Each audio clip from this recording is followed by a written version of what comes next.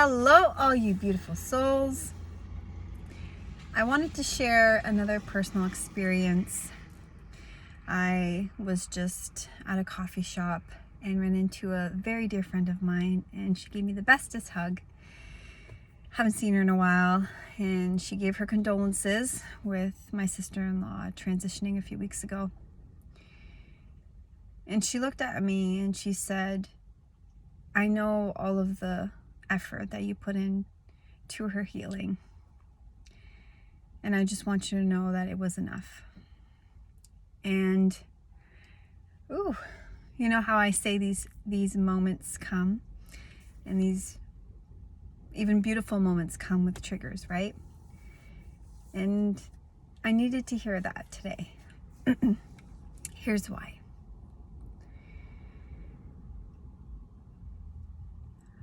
I took about 3 months off of work to take care of Jess, and we did this, the energy healing, life coaching, and just spent time with her, did green juice, and was just there for her emotionally. And it was 3 months that I'll probably never forget.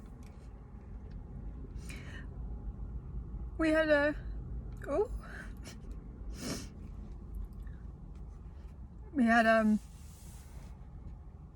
very deepening of our sisterhood, of our bond that happened in those 3 months. And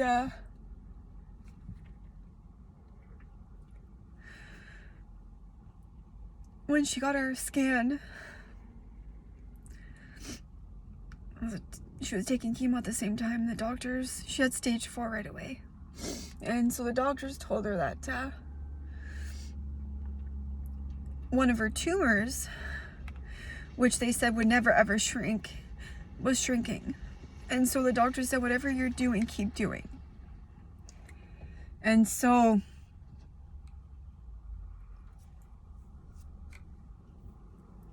we kept up with it. And I think it was a combination of everything, of, the chemo, the energy work, all the inner work she was doing. And we did that for 3 months. And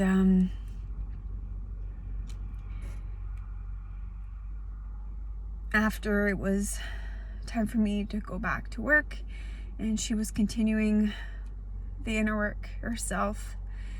And, the cancer was too far along, right? That it started spreading even more. And I am sharing this because during the grieving time, which is still ongoing, but I feel like you grieve prior when you see somebody who's sick, right? Jess was sick for 3 years. You start grieving ahead of time. Not sure if they're going to make it or not.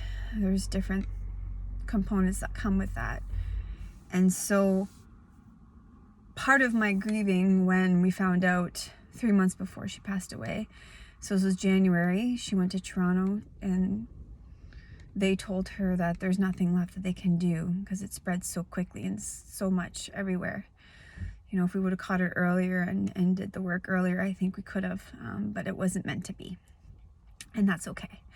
But I had to deal with the guilt of knowing that what we were doing was helping. It wasn't enough. And that's okay. And that it wasn't my fault. In higher perspective, I know it wasn't my fault, but I think when we grieve, it's perfectly normal to go through these different feelings that come up depending on your situation, right? And so yeah,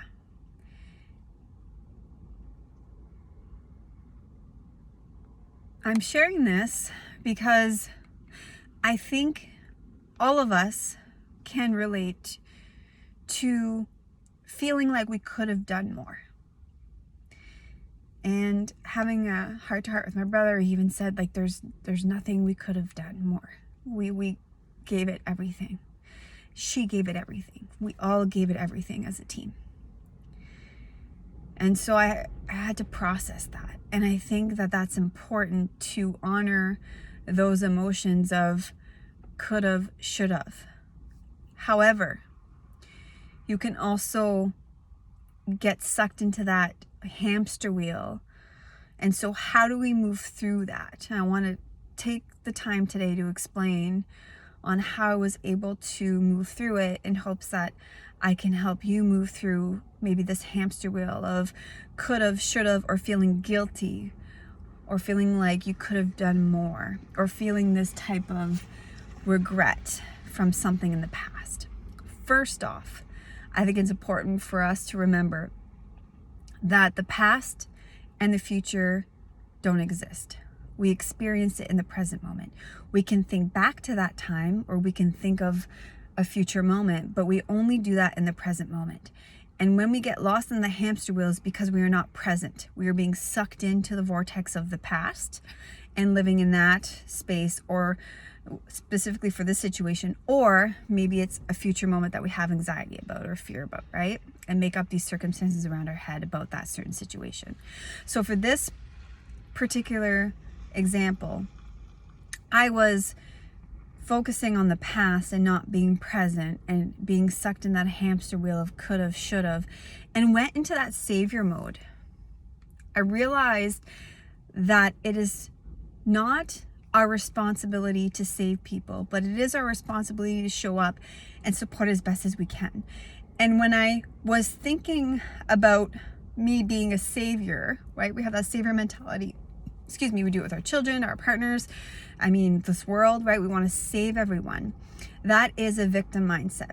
That is thinking that person doesn't have the capabilities of doing it for themselves, and offering this feeling bad for bringing this type of energy. And I noticed when I was sucked into that hamster wheel, that's what I was bringing. That's the emotion that I was bringing behind it. And so I had to be aware of that in the present moment. I had to be aware that we cannot save anyone. That comes from fear. That comes from fear of losing someone. That comes in the fear of trying to take control, take personal responsibility. And that's actually outside of our control, right? And so that's number one. Then I had to shift into this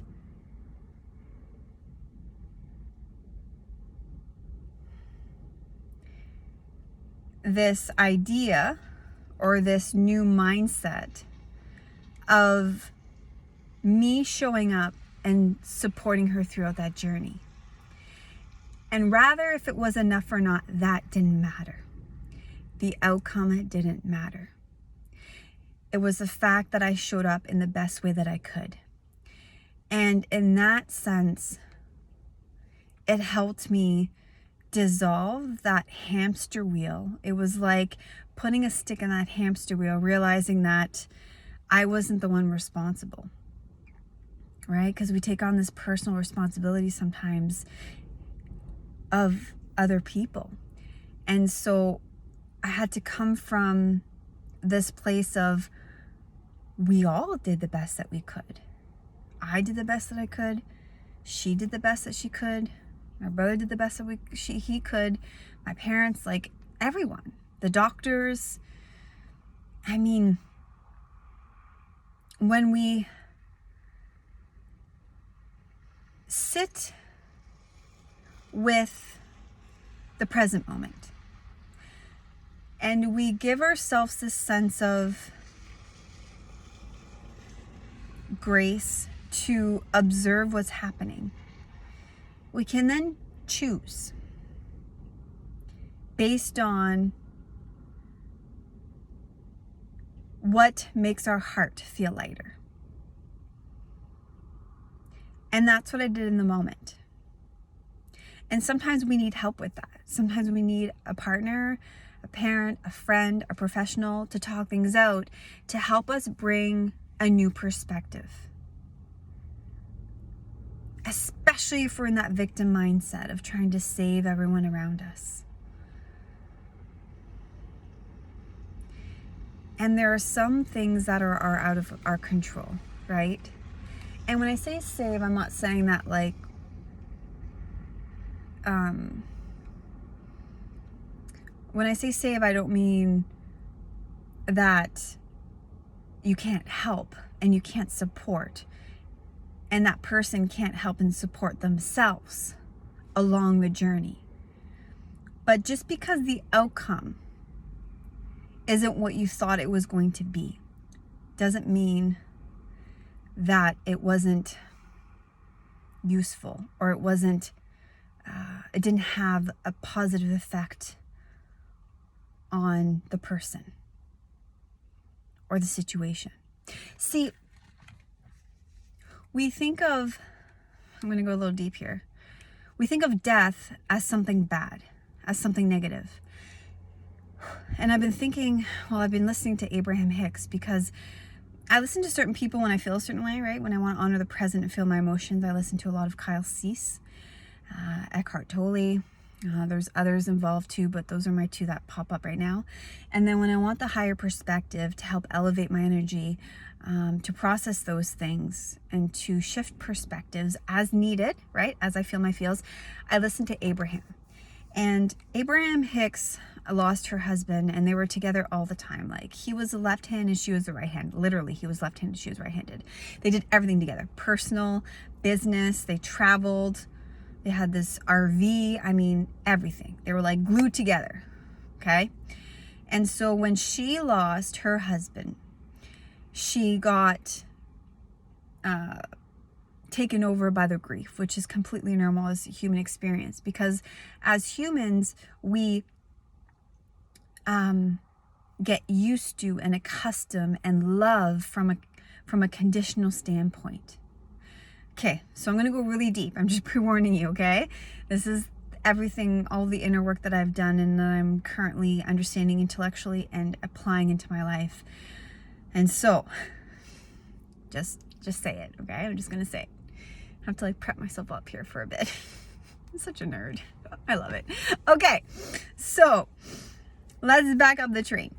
We are spiritual beings having a human experience, right? And so we are here as humans, and we are learning how to love unconditionally, right? I listened to this awesome podcast with Kyle Cease and someone else. I forget who it was. And they talked about relationships and codependency and all these things that come with conditional loving. And so I think we are here, and I believe we are here to learn how to love unconditionally, which is what we are, where we come from, right? And so we think of death as if they are gone. And I want to honor that. Yes, it feels completely true when we talk just about the human experience, but I'm going to bring a spiritual, higher perspective component. So stay with me, okay? And if this is not aligning with you, that's totally cool. I love you. All good. Mwah. Okay? So, being human physically just isn't here with us anymore. And that comes with challenges, because we develop habits and we get used to having our environment in a certain way. If you ever try to make a change, it's very difficult. So the longer you're with someone, or the longer you've done something, it's harder to break through that change, right? However, I don't want to dismiss the power of love in this inner work, right? It doesn't take as long to break through the chain as it did to, as long as it took to create that habit, right? And so Jess or whoever, right, if you've lost a loved one, aren't here with us physically. Obviously the body decomposes, right? Rather they get burnt and we have ashes, or they get buried and they decompose and become part of Mother Nature. But there's a spirit in that body, and that spirit lives on. Nothing has changed for the spirit. And so if we don't add the spiritual component to our grieving, we are always going to process through a human mindset, and we're always going to feel the heaviness of that loss. And there's nothing wrong with that. if that's what you choose. That's okay. That's totally valid, and I love you for it. But if you're ready to bring in this higher perspective, I want to offer you this new age, higher perspective idea, concept thing that I am tapping into. So, if we connect energetically, the person's never left us. They say heaven is on earth. Is it heaven on earth? Whatever. I'm just going to go with it. They say heaven is on earth. We just can't see it because we're a different frequency. Everything's a different frequency, right? Everything has energy and it moves at a different rate. And so when we tap into that love, that higher frequency, we are able to connect with those who have crossed over. When we dissolve that resistance, we are closer to connecting with them. And Abraham Hicks talks about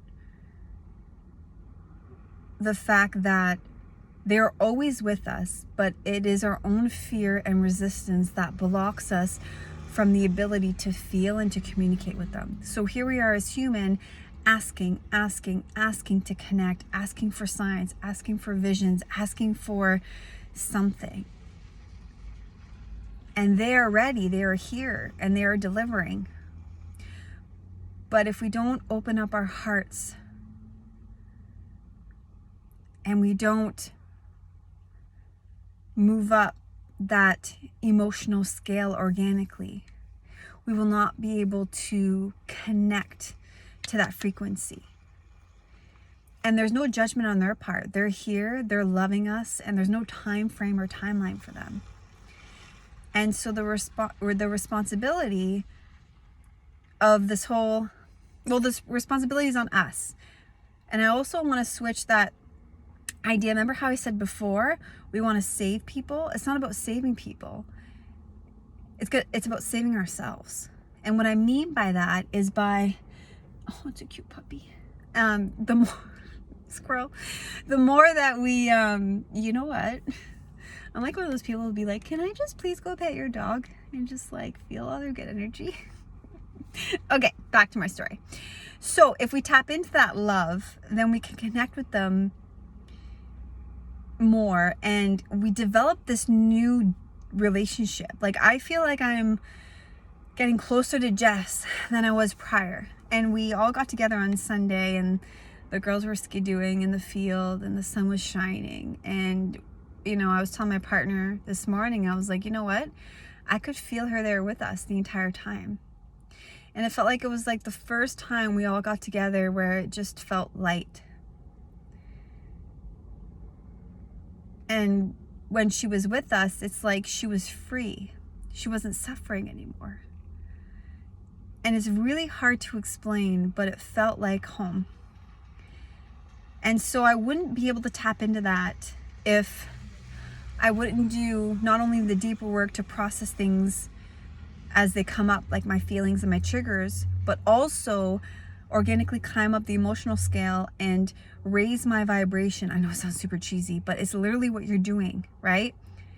And how do we do that? I'll post another video about how we can raise our vibration, but there's different ways. It's doing things that make your soul come alive, right? Rather it's dancing, or rather it's a creative outlet like music, like guitar, singing, rather it's these videos like I'm doing, rather it's playing with your dog, going out in nature, whatever it may be that allows you to connect to the present moment and stay grounded. That's what allows you to raise your vibration, because raising your vibration is simply letting go of the resistance that you have. And the resistance comes from hanging on to the present, or no, I lied, hanging on to the future or hanging on to the past. And so when we honor the present moment is when we can dissolve that resistance and we naturally float at the top of the water. Okay, so I'm going to leave it at that. That was big. That was a big concept. Well, I'm not holding back anymore, right? I'm sharing my vulnerability, and you know, I'm here to be a shining light for not only myself and others, not to save anyone, but to help you rise and you connect to your own beautiful core essence of who you are by shining my own. And the more that I can deal with my shit and process these triggers and transcend and rise in my own organic time, and the more that I show up vulnerable and courageous like this, the more that you can tap into that yourself. And that's the work. That's why I share my life and all of that stuff, because inner beauty is that. It's my life. It's my personal story. It's what I do behind the scenes and sharing that with you. I never want to become that teacher who is above everyone else. No, I'm a student. Just like you, we all are students of life, and we're here on our individual journey, growing together imperfectly, right? And so, my love, thanks for tuning in. I love you. I'm going to go to my ultrasound appointment now and figure out if it's a boy or a girl. I keep you posted. Family first, friends first, and that doggy is coming right beside me. He's so cute. He's spotty. I'm trying not to be a creeper, but he's so sweet. I love you all. Honor yourself in the darkest moments, in the lightest moments. Honor the unknown and honor your quirky side. And whatever it is that you believe in is perfectly okay. But I want you to know that it's also okay to expand your belief system, because that's what we're meant to do here on earth. We're meant to expand and evolve and remember where we truly came from.